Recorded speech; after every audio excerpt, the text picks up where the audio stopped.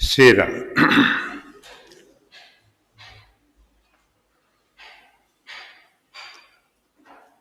परशुराम प्रसंग में राम जी मन ही मन कहते हैं, गुनह लखन कर हम पर रोषु, कबहू सुदाहों ते बड़ दोषु, टेढ़ जान सब बंदई काहू, बक्र चंद्रमय गिरसई न राहू।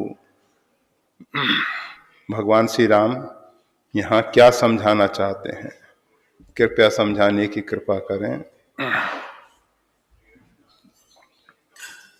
भगवान श्री राम क्या कहते हैं, क्या करते हैं, इस विषय में अल्प बुद्धि वाला कोई भी व्यक्ति कुछ नहीं कह सकता है, परंतु इतना सुनिश्चित है कि परमात्मा जो कहते हैं वो हमारे लिए आदर्श है, उसका हमको अनुसरण करना चाहिए, पालन करना चाहिए। और जब भगवान भूमंडल पे मानव रूप में अवतरित होते हैं तो जस काछिए तस चाहिए नाचा, जैसा वेश है उसके अनुरूप कार्य करना होता है। अगर भगवान उससे कुछ भी विपरीत करते हैं तो फिर वो अनेक उसमें समस्याएं पैदा हो जाएंगी। भगवान श्री राम ने प्रकट होने के बाद कोई भी ऐसा चरित्र नहीं किया जो सब लोगों के द्वारा जानकर रावण तक समाज के कपट मृग को भेजता है, तो उसमें भी उन्होंने ऐसा ही दिखाया, अपनी सर्व हैं। अगर ऐसा नहीं होता तो ब्रह्मा जी का वरदान झूठा होता और भगवान श्री राम कभी भी नहीं चाहेंगे कि ब्रह्मा विष्णु महेश जो उनके विशिष्ट अंश हैं, उनके द्वारा कोई भी ऐसा कार्य हो तो भगवान श्री राम ऐसा कभी नहीं सोच सकते। इसलिए उन्होंने अपने आप को एक साधारण मानव के रूप में प्रस्तुत किया। यहाँ भी जो परशुराम जी वाले प्रसंग में है, भगवान श्री राम ने अपनी कहीं भी प्रभुता इत्यादि प्रकट नहीं की है। विप्र कुल की असप्रभुताई, अभय होई जो तुम्हें डेराई। कुछ लोग इस चौपाई को लेके कि भगवान ने इशारा किया अपने वक्ष स्थल पे, कि वक्ष स्थल पे भृगु पद का चिन्ह है, परंतु हम सब ऐसा नहीं मानते हैं कि भगवान इस प्रकार से, भगवान ने केवल समाज को दिखा दिया कि शालीनता के द्वारा, शील गुण के द्वारा परशुराम जैसा उग्र व्यक्ति, बाल ब्रह्मचारी अति कोही, जो स्वयं अपना परिचय दे रहे हैं, और वैसे हैं वो, अत्यंत भयंकर क्रोधी हैं, बाल ब्रह्मचारी हैं, अर्थात ब्रह्मचर्य का उन्होंने सही अर्थ हमारे विचार से नहीं लिया। अगर ब्रह्मचर्य को उन्होंने एक साधन के रूप में स्वीकार किया, जिससे उनमें ऊर्जा बहुत है, सामर्थ्य बहुत है, परंतु उस ऊर्जा और सामर्थ्य का प्रयोग ब्रह्मचर्य के रूप में होना चाहिए था। ब्रह्मचर्य शब्द का जो अर्थ होता है, ब्रह्म के समान चर्या, आचरण, निर्लिप्त भाव से, अग जग में सब रहित विरागी, संपूर्ण जगत में वो ब्रह्म जो है निर्लिप्त भाव से विराजमान है।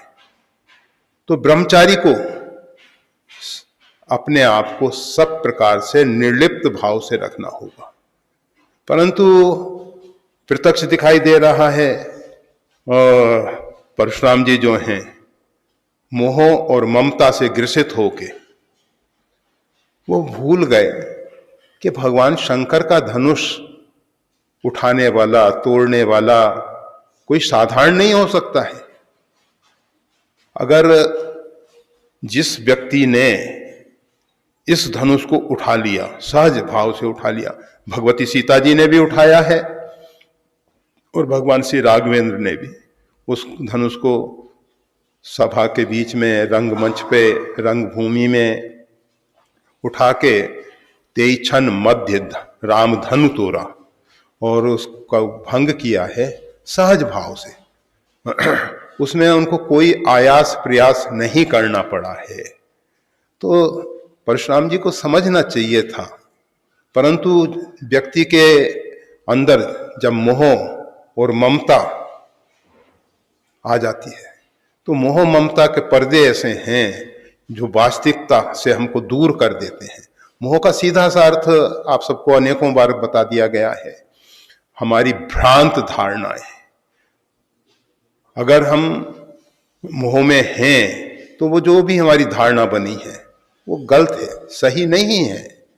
माता पिता के प्रति आदर भाव होना, सेवा भाव होना, उनकी आज्ञा का पालन करना, यहां तक तो ठीक है, परंतु माता पिता को जननी और जनक के रूप में देखना भ्रांत धारणा है। माता पिता, रामायण में स्पष्ट कहा गया है, जन्म हेत सब कह पितु माता, वो हेतु हैं, जनक नहीं है, जननी नहीं है, वो हेतु हैं। सूर्य का प्रकाश खिड़की में से आ रहा है, विंडो से आ रहा है, तो खिड़की कोई प्रकाश को जन्म देने वाली नहीं है। माता पिता जन्म के हेतु हैं। जीव माता के गर्भ में आया, जीव का अस्तित्व पहले से है। माता उस जीव को बनाने वाली नहीं है। ममे वांशो जीव लोके जीव भूता सनातन। ये जीव जो है परमात्मा का सनातन अंश है। इसका ना तो जन्म है ना इसकी मृत्यु है। अगर इसकी मृत्यु है तो फिर इसका जन्म भी होगा, और जन्म है तो मृत्यु होगी। जातस्य ध्रुवो मृत्यु, जिसका जन्म है उसकी मृत्यु अवश्यंभावी है।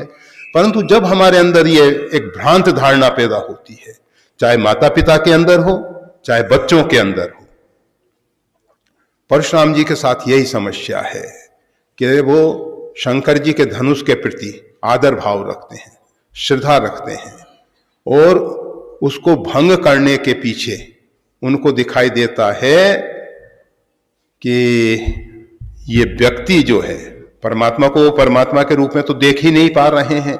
उनके मन में यही भाव आता है कि ये व्यक्ति जो है इसने धनुष भंग किया है। भगवान शंकर का धनुष, और वो भी महर्षि दधीची की अस्थियों से निर्मित। लक्ष्मण जी ने एक बहुत सुंदर बात की थी। उन्होंने स्पष्ट कह दिया था कि इस धनुष की आयु पूरी हो गई थी, इसने अपनी आयु पूरी कर ली, और हर एक वस्तु जो है एक एक आयुष लेके आए हैं। चाहे व्यक्ति हो या संसार की कोई वस्तु हो, सबकी एक एक अवधि है। केवल एक परमात्मा जो है नित्य है, और परमात्मा का शुद्ध बुद्ध अंश जीवात्मा नित्य है। परमात्मा की प्रकृति नित्य है, और ये तीनों कहने के लिए भिन्न हैं, तत्वतः एक हैं। तो यहां भगवान श्री राम जो कह रहे हैं, गुन्ह लखन कर हम पर रोष। वास्तविक में तो लक्ष्मण जी ने भी जो बातचीत की है उसमें सब यथार्थ है, तथ्य है। उसमें तथ्य से लक्ष्मण जी भी लेश मात्र अलग नहीं हुए हैं। लक्ष्मण जी उनको स्मरण कराना चाहते हैं कि आप अपने स्वरूप का स्मरण कीजिए, और अगर आप अपने स्वरूप का स्मरण करते हैं, आप जानते हैं रामचरितमानस में समाधि में प्रवेश करने के लिए शंकर सहज स्वरूप सम्हारा, लागी समाधि अखंड अपारा। व्यक्ति अगर अपने स्वरूप का स्मरण करे, त्रिभुवन गुरु हमारे भगवान शंकर बताते हैं कि अगर व्यक्ति अपने स्वरूप का स्मरण करे तो सहज समाधि हो सकती है, सहज समाधि हो सकती है।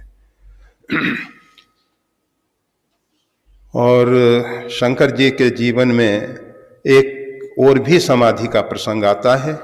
वो इस प्रकार से पार्वती जी के विषय में सुनते सुनते, उनकी प्रेम गाथा को सुन के, उनके भाव को सुन के, उनके भाव को देख के भगवान शंकर समाधिष्ठ हो गए। तो यहां लक्ष्मण जी चाहते हैं कि आप एक ऋषि के रूप में हैं, और वैसे भगवान के अंशावतार कहे जाते हैं। अंशावतार का अर्थ केवल इतना है कि भगवान ने अपनी कुछ विशिष्ट शक्ति कुछ काल के लिए उनको दे दी। वैसे हम सबको भी कुछ काल के लिए ही कुछ शक्तियां देके भगवान भेजते हैं, और हम उनका जब दुरुपयोग करने लग जाते हैं तो परमात्मा उन शक्तियों को खींच लेते हैं। परशुराम जी के जीवन में भी ऐसा ही घटित हुआ है। उनको क्षत्रियों के अंदर जो एक गलत आचरण आ गया था और ऋषियों का अपमान करने लगे थे, उनके पिताश्री का वध भी किया और जो नहीं करना था वैसा कार्य किया था। तो ऐसे क्षत्रियों को पृथ्वी से हटा देना एक परशुराम जी का कर्तव्य था। परंतु परशुराम जी जिस वंश में पैदा हुए, जिस वंश में जन्म लिए, उसके हिसाब से उनको फिर आगे अपना तपोमय जीवन व्यतीत करना था। तपस्या कर रहे थे, तपस्या के अंदर ये धनुष भंग की ध्वनि सुन के उनकी तपस्या भंग हुई और दौड़ते हुए जनकपुर आ गए। अच्छी बात है, पर उनको ये सोचना चाहिए था कि ये कोई साधारण व्यक्ति नहीं हो सकता जो इतना विशाल और इतना शक्ति सामर्थ्यशाली धनुष को भंग कर दे। तो वो उनको नहीं दिखाई दिया, उनको केवल उनकी ममता पे प्रहार होता हुआ दिखाई दिया। लक्ष्मण जी ने कहा है, ऐ धन पर ममता कई हेतु। धनुष पे ममता है, आपके गुरु की वस्तु है, ठीक बात है, उसकी सुरक्षा करना आपका कर्तव्य है, परंतु उसका मतलब यह नहीं है कि कोई व्यक्ति ने अगर उस घटनाक्रम में जैसी परिस्थिति बनी, भगवान श्री राम ने कोई अपना अहम को प्रदर्शित करने के लिए धनुष भंग नहीं किया था। केवल मेटहु तात जनक परिताप, समाज के दुख को, एक राजा के दुख को दूर करने के लिए गुरु आज्ञा का पालन किया था। उठऊ राम भंजऊ भव चापा, मेटऊ तात जनक परिताप। गुरुदेव जो हैं वो भी आदेश दे रहे हैं कि ये जो महाराज जनक व्यथित हो रहे हैं, इनके मन में एक गलत धारणा पैदा हो रही है, वीर विहीन मही में जानी। लक्ष्मण जी ने तो तत्काल प्रतिकार किया, विद्यमान रकुल मनि जानी। भगवान श्री राम जहां विराजमान हैं, कही जनक जस अनुचित वाणी, उन्होंने अनुचित वाणी का प्रयोग किया है। परंतु आर्त का न करे ही कुकर्म। व्यक्ति जब बहुत अधिक आर्त होता है, दुखी होता है, व्यथित होता है, उद्विग्न होता है, तो ऐसी स्थिति में उसकी मति काम नहीं करती है, वो जो नहीं निर्णय लेना चाहिए वो निर्णय ले लेता है। तो जिस भी प्रकार से हो, महाराज जनक का परिताप दूर करें और जनक के साथ इतना बड़ा समाज, क्योंकि अगर उस समय कुछ भी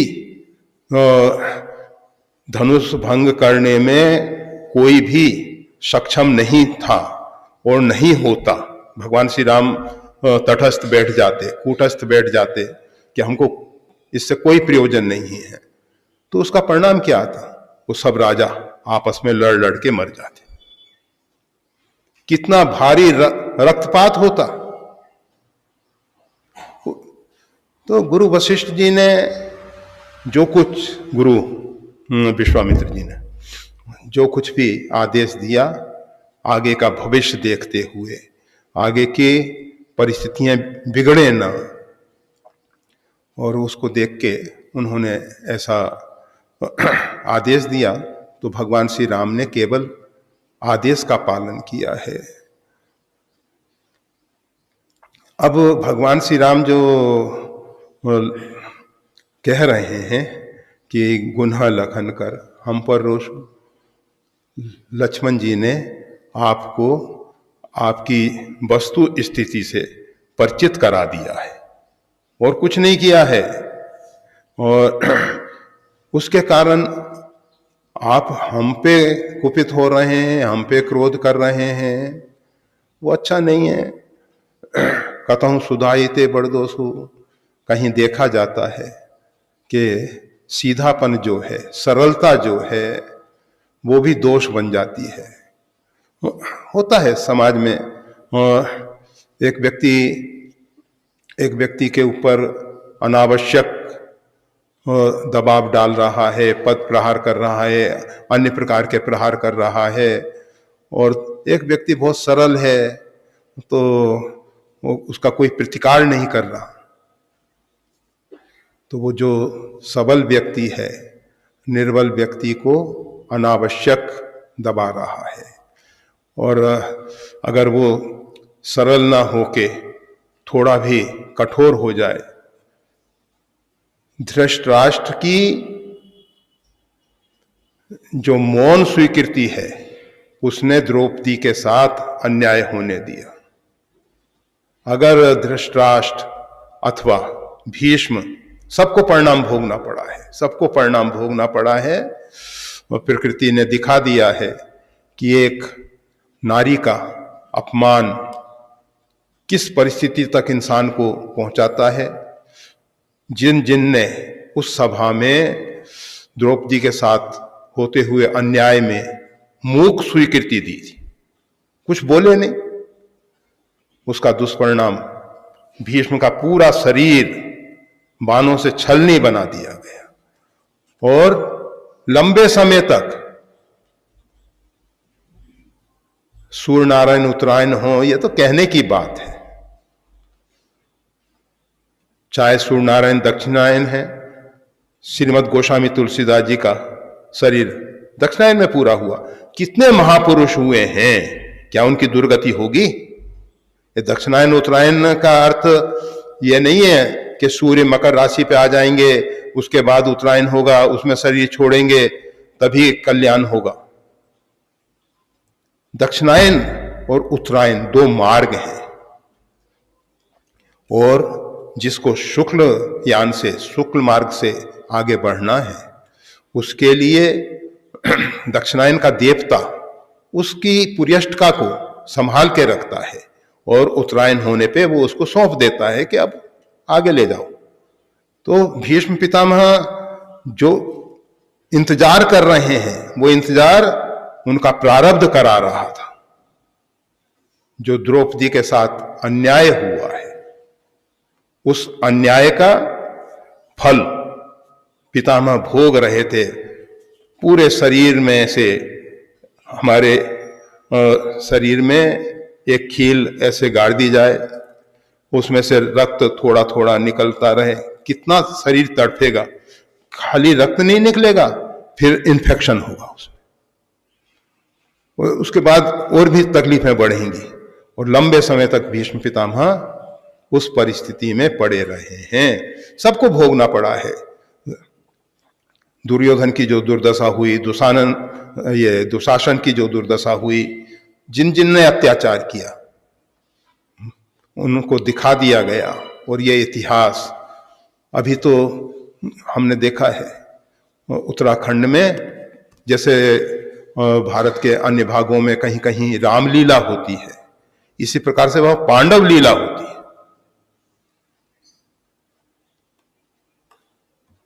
मतलब भारत को देखना है। आज का भारत की हम बात नहीं करते, गुलामी से पहले का जो भारत है हमारा, तो रामायण और महाभारत के माध्यम से उस भारत को देखा जा सकता है, हमारा भारत क्या था। और वैसे रामायण को क्या करना चाहिए और महाभारत को क्या होता है समाज में,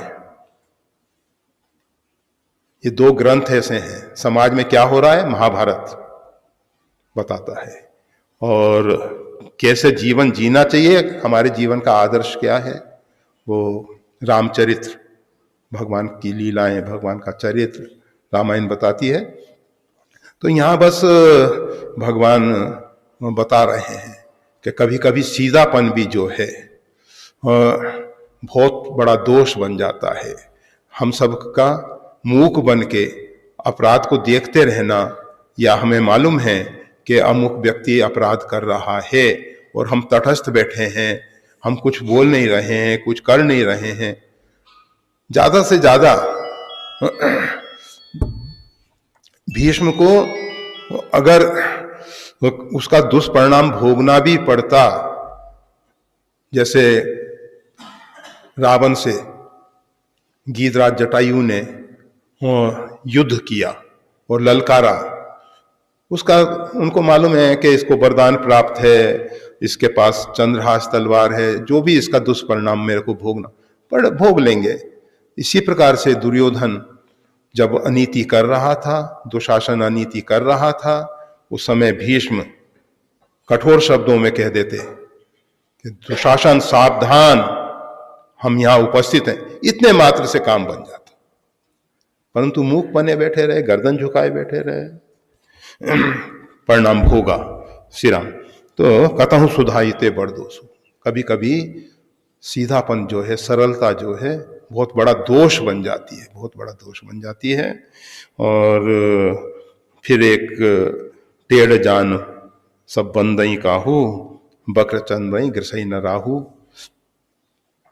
ये एक साधारण बात बताई जा रही है कि कोई भी टेढ़ा है, उसकी पीठ पीछे तो टेढ़े व्यक्ति की नहीं होती है। भगवान श्री कृष्ण को छोड़ देना, तीनों अंग से टेढ़े, सब लीलाएं टेढ़ी। टेढ़ जान बंदई सब काहू, चंद्रमा जो है, दूज का चांद जो है, वंदनीय है। और चंद्रमा को राहु जो ग्रसता है, जब चंद्रमा अमावस्या और प्रतिपदा की संधि पे होता है तो फिर सूर्य ग्रहण होता है, और जब चंद्रमा पूर्णिमा का होता है और प्रतिपदा की संधि होती है तो उस समय आपका चंद्र ग्रहण होता है। तो ग्रहण पूरे चंद्रमा को नहीं ग्रस सकता है, वो भी थोड़ा सा उसमें प्रतिपदा का संक्रमण होने लगता है, उस समय होता है। तो यहाँ बस मुख्य बात, वैसे आप उस अभी इस विषय में बिल्कुल चर्चा नहीं, यहाँ भगवान श्री राम एक साधारण बात कह रहे हैं और उसके पीछे भगवान हम सबको बताना चाहते हैं कि हमेशा सरलता भी अच्छी नहीं है, कहीं कहीं असत्य भाषण भी। भगवान ने द्रोणाचार्य के वध से पूर्व अश्वत्थामा हतो, अश्वत्थामा मारा गया और वास्तविक में मारा गया था हाथी, परंतु नरोबा कुंजरोबा उस विषय में भगवान श्री कृष्ण की सहमति तो थी ही। जो भी हुआ तो कभी कभी ऐसा करना पड़ता है, एक बहुत बड़े अपराध से बचाने के लिए कोई एक छोटा अपराध, वैसे नहीं असत संपातक पुंजा, झूठ के समान कोई पापों का समूह भी नहीं हो सकता। झूठ बहुत भयंकर पाप है, परंतु समय पे देखा जाता है। इसी प्रकार से कभी कभी व्यक्ति को कठोर होना पड़ता है, उग्र होना पड़ता है, टेढ़ा होना पड़ता है। आप सब साधारण भाषा में कहते हो ना, सीधी उंगली से घी नहीं निकलता, उंगली को सीधा रख के कठिनाई होती है, इसीलिए घी निकालने का जो चम्मच होता है ना, वो भी आगे से मुड़ा होता है। सीधे चम्मच से घी निकालना, गरम घी हो ना, मतलब पिघला हुआ घी हो तो कठिन हो जाएगा, और वैसे भी कितना आएगा, और वो जो ऐसा निकालने का है वो चम्मच, उसमें आराम से निकाल लेते हो। तो जो भी है, यहाँ समय अनुसार व्यक्ति को सोचना चाहिए, समझना चाहिए परिस्थिति, परंतु व्यक्तिगत स्वार्थ के लिए टेढ़ापन अच्छा नहीं है। सामूहिक समस्या के समाधान के लिए कठोर होना, टेढ़ा होना अच्छा है। सामूहिक कोई समस्या है, भले ही हमको समाज कुछ भी कहता रहे, परंतु हम उस समय अगर कठोर होके कोई भी कार्य कर लेते हैं तो वो दोष नहीं है। तो बस भगवान श्री राम हमको बताना चाह रहे हैं कि भाई देखो, हर एक जगह, हर एक स्थान पे सीधापन, सरलता अच्छी नहीं है। और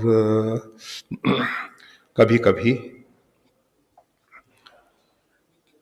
टेढ़ा होके अगर बहुजन हिताय है, सर्वजन हिताय है, तो वो कार्य करना चाहिए। केवल अपनी वंदना के लिए नहीं, अपनी प्रशंसा के लिए नहीं, अपनी संतुष्टि के लिए नहीं, वो सर्वजन हिताय हो। परंतु इंसान बस यहाँ भूल कर जाता है, हमारे अभिमान को जहाँ ठेस लगती है, हम कहते हैं स्वाभिमान को ठेस लगी। हम स्वाभिमान को तो जानते भी नहीं है, परंतु हमारे अभिमान को, हमारे अहंकार को जहाँ ठेस लगती है, उसका हम